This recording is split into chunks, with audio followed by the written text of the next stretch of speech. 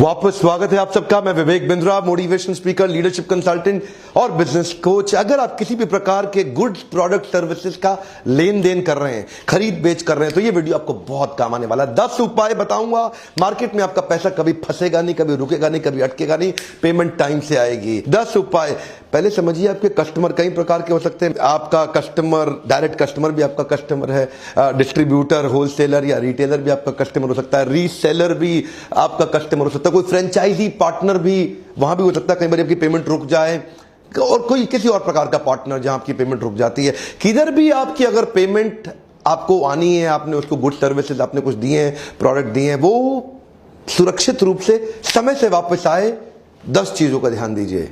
तो पहला पॉइंट है, check the payment history of your customer. इस कस्टमर, जो भी आपका कस्टमर है, और अगर आप उसके वेंडर है, आप उसको माल बेच रहे हैं, या अगर वो आपका डिस्ट्रीब्यूटर है तो आप मैन्युफैक्चरर है, आप उसको माल बेच रहे हैं, उसके पेमेंट ट्रैक रिकॉर्ड को चेक करें। अगर ये दूसरों को पेमेंट टाइम से करता है तो चांसेस हैं आपको भी पेमेंट टाइम से करेगा। और अगर ये दूसरों की पेमेंट अटकाता है, बेवजह अटकाता है, उसकी लिक्विडिटी की दिक्कत है, उसकी कैश फ्लो की दिक्कत है, या हैबिट ही खराब है, तो ये आपकी भी लटकाएगा। थोड़ा पहले उसके बारे में ड्यू डिलिजेंस करें। स्टेप 2 है, use a well written contract.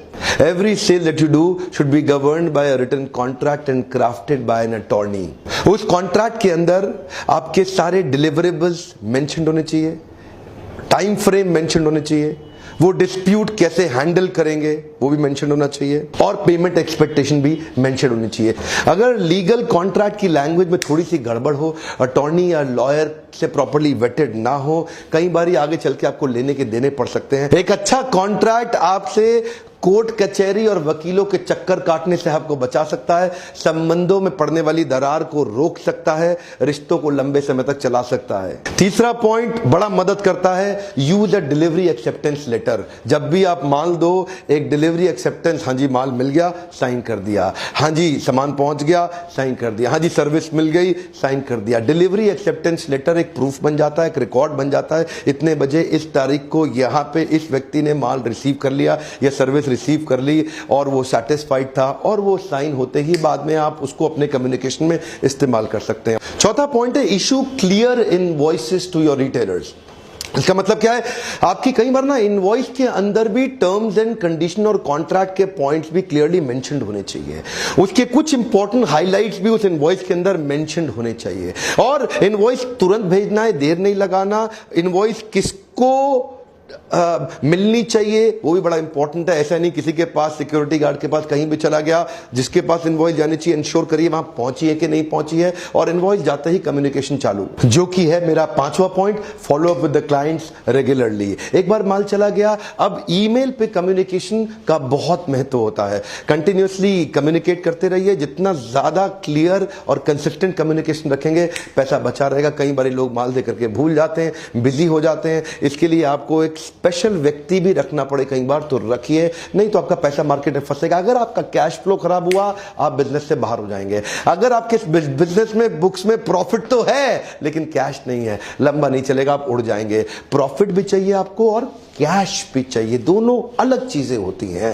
Cash, देखिए कई बार क्या होता है, माल बेचा, बुक्स में प्रॉफिट तो दिख गया लेकिन कैश आया नहीं, तो आपके पास अगली बारी तो वर्किंग कैपिटल ओवर और आप धंधे से बाहर। ध्यान दीजिए, आपको रेगुलर कम्युनिकेट करने से भी, ईमेल्स पे डालेंगे, बाद में कभी लीगल एक्शन लेने में वो ईमेल्स बहुत काम आते हैं, वो बहुत मदद करते हैं। तो कंसिस्टेंट कम्युनिकेशन। मेरा छठा पॉइंट है, हैंडल डिस्प्यूट्स प्रोफेशनली। प्रोफेशनलिज्म बहुत मदद करता है, बहुत काम आता है। आपकी टोन और आपकी वॉइस हमेशा बहुत मीठी होनी चाहिए, प्यारी होनी चाहिए। ध्यान दीजिए, आपका वर्बल, विजुअल, वोकल बहुत मीठा, बहुत प्यारा हो। कई बार उसको आपका प्रोडक्ट या सर्विस अच्छा नहीं लगता, कई बार उसको आपके प्रोडक्ट में ऑब्जेक्शन है, कई बार उसके पास मार्केट में बहुत सारी ऑप्शन है, लेकिन अगर आप अच्छा प्यारा उसको सर्विस देते हो, प्रोफेशनली उसकी तकलीफों को रिजॉल्व कर देते हैं, तो कई बार बहुत बड़ी आने वाली तकलीफ से आप बच सकते हैं। मोटी मोटी पेमेंट फंस जाती है लोगों की मार्केट में, क्यों? क्योंकि बदतमीज, दुर्व्यवहार, नॉन प्रोफेशनल एटीट्यूड के कारण रिलेशनशिप तुरंत खत्म हो जाता है। मेरा 7वां और 8वां पॉइंट मैं इकट्ठे ले लेता हूं, ये बड़े कमाल के हैं। इनको बोलते हैं कैरेट एंड स्टिक फॉर्मूला। मेरा 7वां पॉइंट है इंसेंटिवाइज द अर्ली पेमेंट, और 8वां पॉइंट है charge on the late payment, यानी कि penalties on the late payment. अगर कोई आपको थोड़ा जल्दी पैसा दे देता है, उसको एक मोटिवेशन दे दीजिए। आप उसको 2% का एक एक्स्ट्रा बेनिफिट दे सकते हैं, इंसेंटिव दे सकते हैं उसको 2% का। ध्यान दीजिए, डिस्काउंट नहीं है, इंसेंटिव है उसके लिए 1% 2% का। तो कई बार काफी सारे लोग आपका यही सोच करके फट से जल्दी पैसा दे देंगे। And charge on late payment अपने कॉन्ट्रैक्ट के अंदर साफ साफ लिखिए।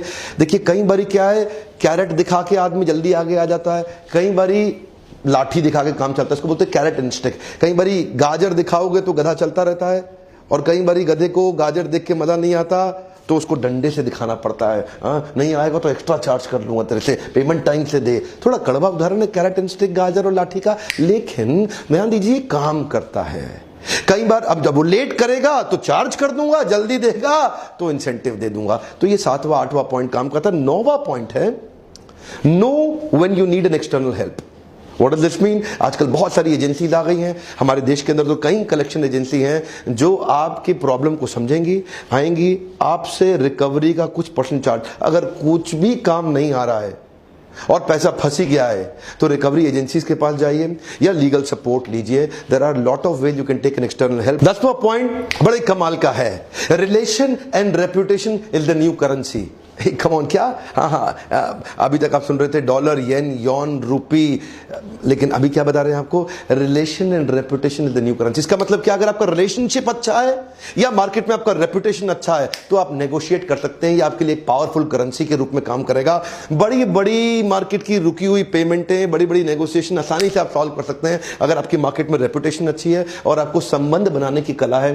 अगर आप रिलेशनशिप अच्छा बना सकते हैं, रिलेशनशिप के दम पे सारे फंसे हुए पैसे प्यार से निकल आते हैं, रेपुटेशन के दम पे सारे फंसे हुए पैसे प्यार से निकल आते हैं। सो relation and reputation is the new currency.